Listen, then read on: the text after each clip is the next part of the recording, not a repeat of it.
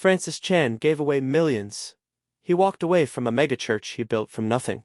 He moved his family to places where nobody knew his name. For years, people called him the most radical pastor in America.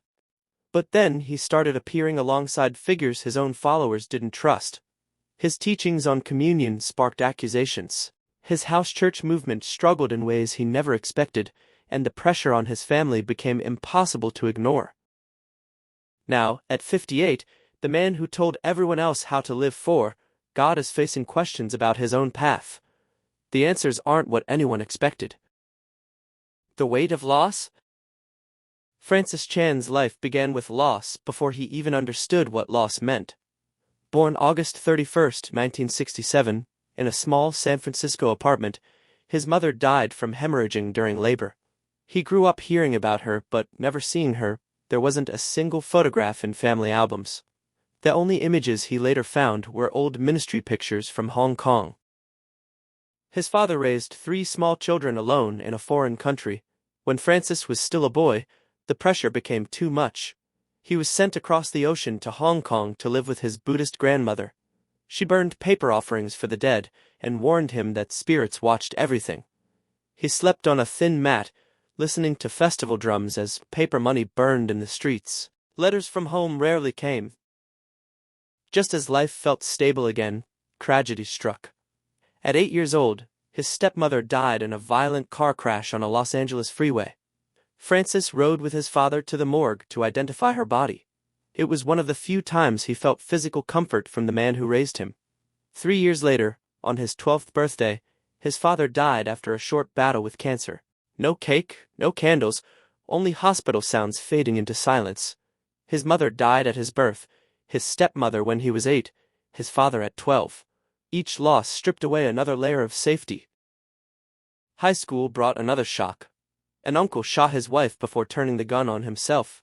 Francis arrived to find police tape and body bags. By adulthood, death had marked nearly every stage of his life. The rise and the crack. College became the place things shifted. He committed his life to Jesus with a seriousness that surprised even him, enrolling at Talbot School of Theology. After graduating, he became a youth pastor.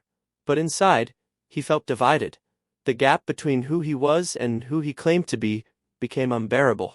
He stepped away from ministry without announcement, found work as a waiter, and traded sermon notes for order pads. That season of waiting tables became a place where pride faded and faith began to feel real again. Around that time, he married Lisa, the woman who would become his steady center. In 1994, they helped start a small church in Simi Valley with only a few dozen people gathering in a garage. Within weeks, more people showed up. The small group quickly grew beyond expectations. Over the years, that garage gathering turned into a megachurch, filling a building with more than 1,000 seats. In 2004, he started Eternity Bible College. Even as the church grew larger, he chose not to take a salary. He gave away most of his book and speaking earnings, with large portions going to rescue victims of human trafficking. At home, 7 children filled the house. Lisa carried the weight of homeschooling while he traveled and preached. The outside world saw success, but inside, he often felt exhausted. By 2008, thousands attended every week. His book Crazy Love became a New York Times bestseller, selling millions of copies. His agent told him he might earn $1 million in royalties in a single year. Months earlier, he had prayed that God would make him rich, not for comfort, but so he could give everything away. When the checks came, he kept his promise. Every dollar went into an anonymous fund, supporting charities across Asia and Africa.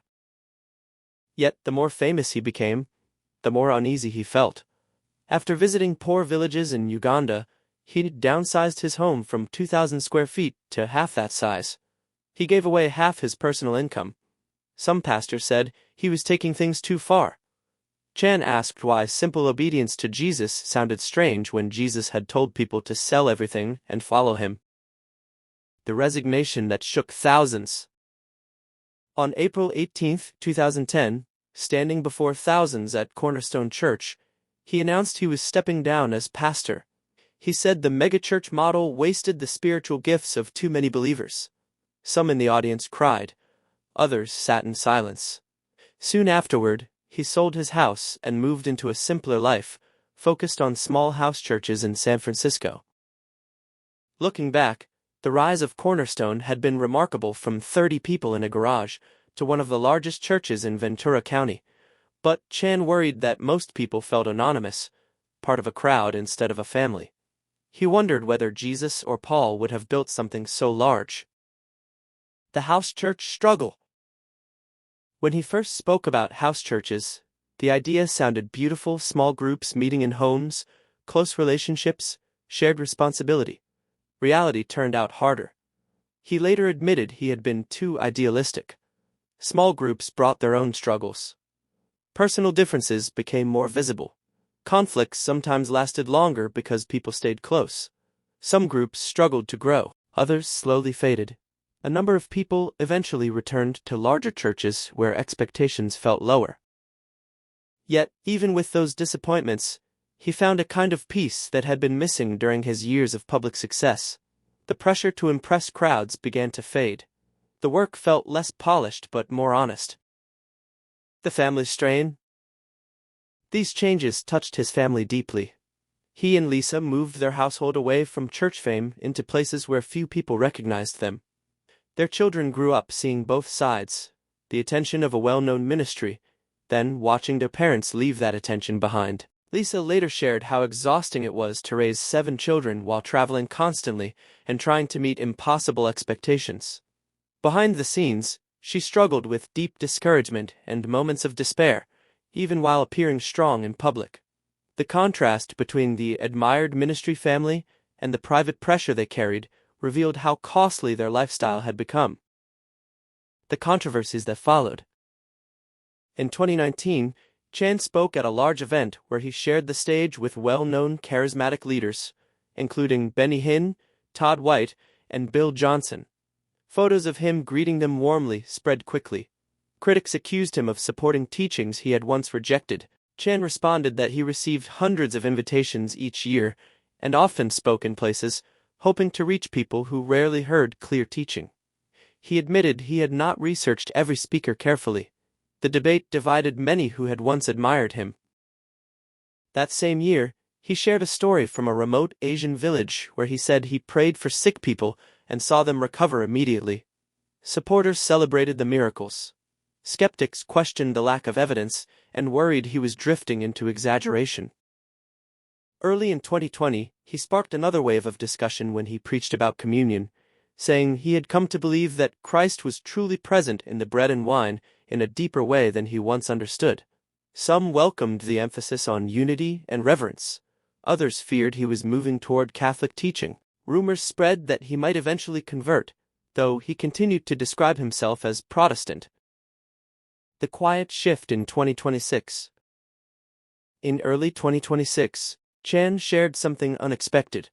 He described that some of his most meaningful moments now happen in quiet mornings, spent alone in prayer times of silence, where he feels an unusual clarity and awareness of God's presence.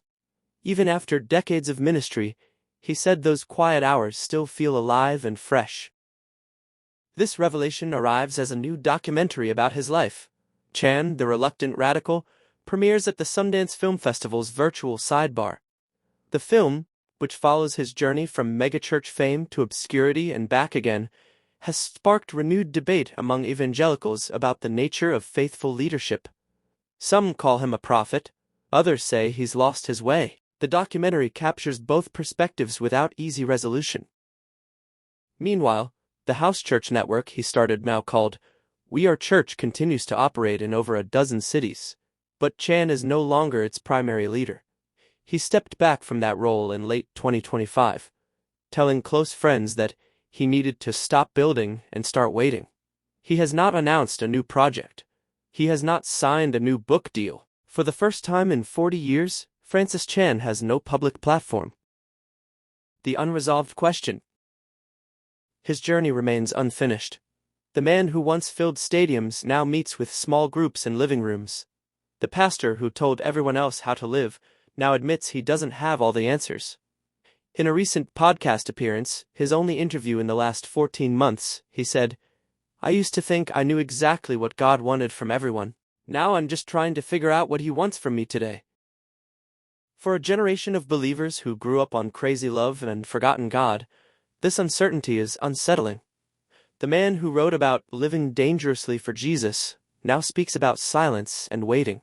The leader who challenged comfortable Christianity has become uncomfortable with his own influence. Yet, perhaps that is the point. Francis Chan's life has always been defined by unexpected turns.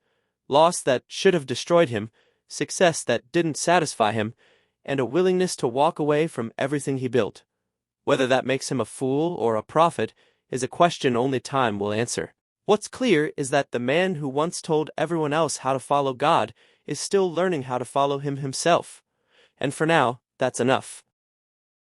Subscribe to keep uncovering the truth behind the legends. Thanks for watching.